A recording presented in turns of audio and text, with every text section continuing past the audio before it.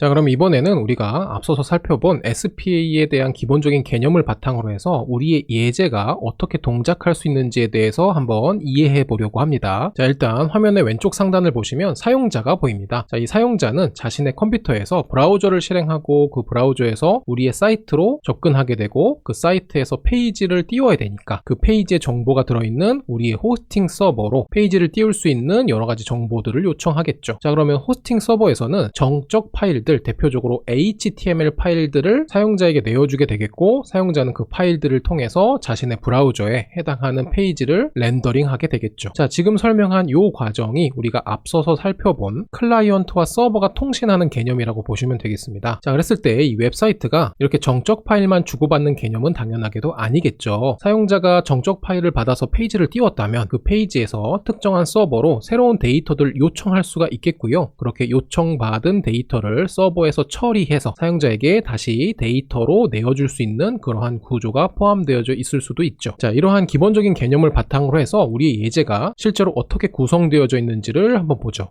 자, 일단 현재 화면에 보이는 내용은요, 실제로 우리의 완성된 예제 구조는 아닙니다. 물론 처음에는 이러한 방식으로 접근해서 제작을 할 거고, 마지막에 기본적인 내용을 변경해야 되는데 그 변경해야 되는 이유에 대해서 좀 설명하고 싶어서 해당하는 내용을 화면에 띄워놨습니다. 자, 일단 역시 마찬가지로 왼쪽 상단에 보시면 사용자의 컴퓨터가 보입니다. 자, 역시 사용자는 브라우저를 켜고 우리의 영화 검색 사이트로 접근을 하겠죠. 자, 그러면 영화 검색 사이트에 대한 최초 페이지를 호스팅 서버로 요청하게 될 것이고요. 이 호스팅 서버는 우리는 렌리파이를 사용할 겁니다. 자, 그래서 이 호스팅 서버 렌리파이에서는 당연하게도 우리의 페이지에 대한 기본적인 정보를 사용자에게 내어주겠죠. 자, 그랬을 때 사용자는 그렇게 뜬 페이지에서 우리가 앞서서 살펴본 것처럼 어떤 특정한 영화를 검색하고자 합니다. 자, 그래서 영화의 제목을 입력하고 검색 버튼을 눌렀어요. 자, 그러면 영화를 검색해 주세요 라고 해서 사용자의 컴퓨터에서 OMDB API 서버로 검색하고자 하는 영화에 대한 정보가 요청이 되겠죠. 자, 그런데 너무나 당연하게도 이 OMDB API 서버에서는 누구에게나 정보를 내어주지 않고요, 인증된 사용자에게만 정보를 내어줄 수 있는 구조를 가집니다. 자, 그래서 우리가 나중에도 살펴보겠지만 이 OMDB API라는 홈페이지로 이동을 해서 API 키를 발급받아야 합니다. 그래서 이 API 키를 같이 요청을 해야지만 결과적으로 이 서버에서 영화 검색에 대한 결과값을 반환해 줄 수 있는 구조를 가집니다. 자, 그러면 당연하게도 사용자의 브라우저에 우리의 웹사이트에서 영화 검색을 해야 되니까 인증되는 그 API 키를 가지고 있어야 되고, 그 키를 통해서 영화 정보를 요청해야지만 해당하는 정보를 받아서 화면에 출력할 수가 있겠죠. 자, 그런데 여기에서 기본적인 문제가 발생할 수 있습니다. 자, 왜 그러냐면 인증키라는 것은 사용자를 식별할 수 있는 보안이 요구되는 정보겠죠. 자, 그런데 이 인증키가 사용자의 컴퓨터에서 동작하게 된다면 왼쪽 하단에 보이는 것처럼 이렇게 해커가 사용자의 컴퓨터를 해킹해서 여러 가지 정보를 가지고 가는 와중에 인증키를 가지고 갈 수도 있겠고, 이 인증키가 OMDB API 서버에서 활용된다는 것을 파악하고 이 인증키를 통해서 해커가 직접적으로 자신의 신분을 숨기고 영화 정보를 요청받아 갈 수가 있는 거죠. 자, 그래서 이 그림에서 가장 중요한 것은요, 영화 정보를 요청할 때 필요한 이 인증키라는 것을 사용자의 환경, 즉 클라이언트 측에서 다루면 안 된다라는 겁니다. 자, 그게 우리가 이전 시간에 살펴봤었던 이 SPA의 단점 중에 하나인 보안의 문제가 있는 거예요. 왜냐하면 SPA 같은 경우에는 기본적인 모든 내용을 호스팅 서버로부터 다 사용자 환경으로 옮겨서 실행하는 개념이기 때문에 당연하게도 인증키도 같이 이동할 수 있는 구조가 될 수 있는 거죠. 자, 그러면 이러한 문제를 우리가 어떻게 해결할 수 있는지에 대해서 한번 살펴보려고 하는데요. 일단 다음으로 넘어갈게요.